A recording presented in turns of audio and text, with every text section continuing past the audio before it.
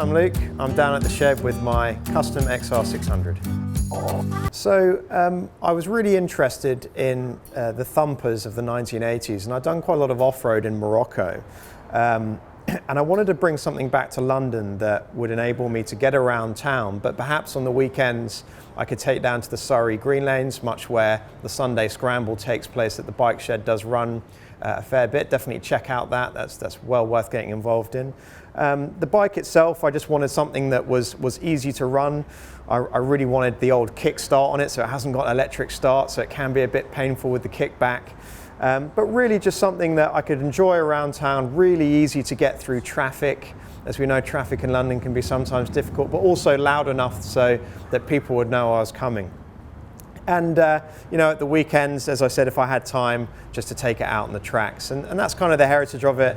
A group of mates that I rock around with, you've probably seen us, guys called Sons of Klaus, we're all into these Thumpers. So it was just something that I wanted to take to a more customized version than I think the original. And now I'll take you around the bike. So let's start with the front of the bike. What we have here, I know tyres can be a little bit of a boring subject, but I wanted a tyre that would enable me to get around town, give me enough traction, but at the same time enable me to hit the dirt if I wanted to. So you've got some Conti Escapes here, really solid tyres, highly recommend them.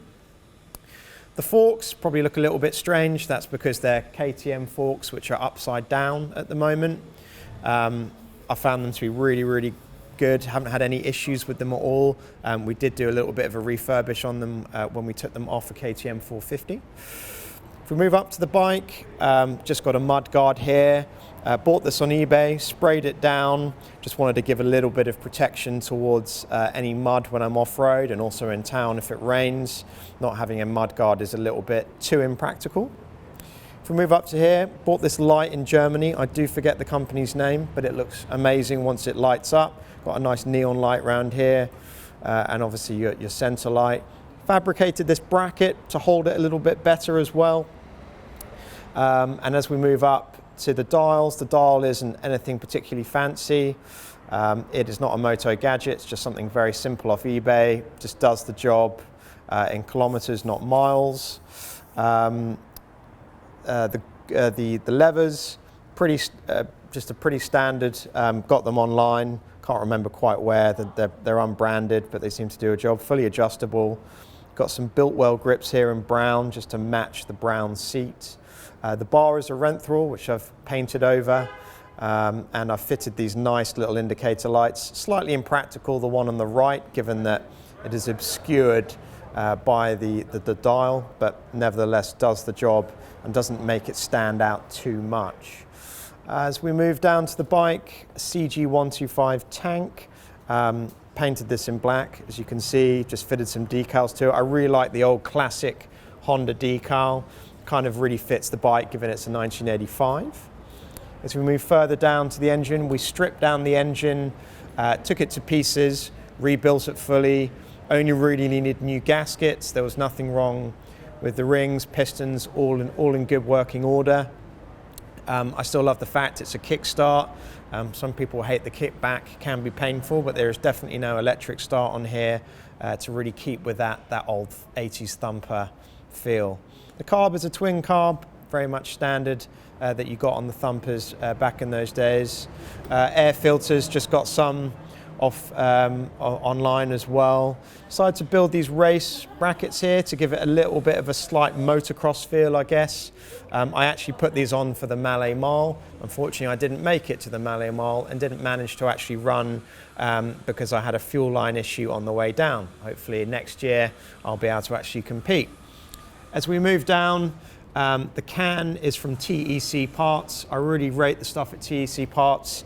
Not as expensive as buying an hour or anything like that, but they're really good for custom projects, make a great noise, really very well made for the price that you pay. Definitely check them out. And what we have here in terms of the pipes, these are from a CX500.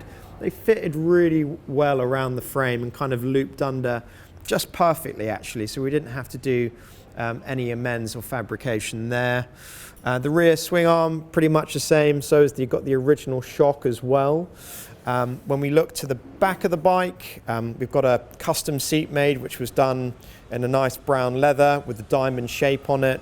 At the back, we've got a really nice rear brake light here that fitted perfectly onto the loop at the back of the bike. Some nice cheeky little indicators, Moto Gadget actually. And as we come to the back of the bike, fabricated this plate holder here because the issue with the big plate on the back of here, sometimes it would hit here and rub. So we've got that there. That's obviously got a light to it as well. What I really like actually, which has been pretty cool, are two things on this bike which are quite unique. What you have here is the oil breather, but what we've designed here is a little outlet pipe that then feeds onto the chain and constantly lubricates it, so I don't have to worry too much about lubrication a lot of the time.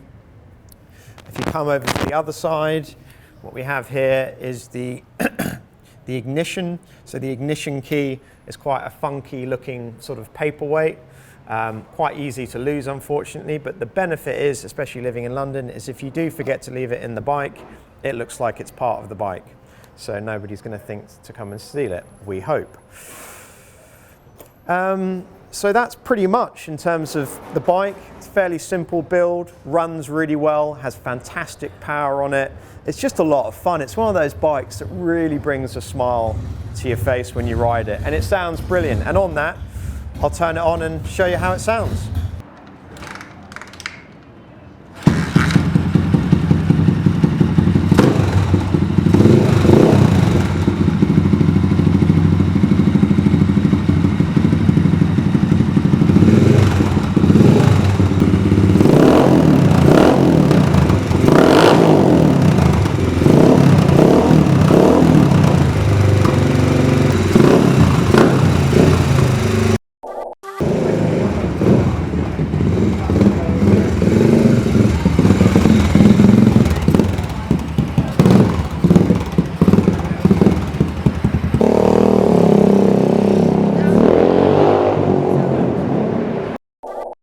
Really hope you enjoyed the video. Just remember to like and subscribe on the YouTube channel and follow and wait for when the next video arrives.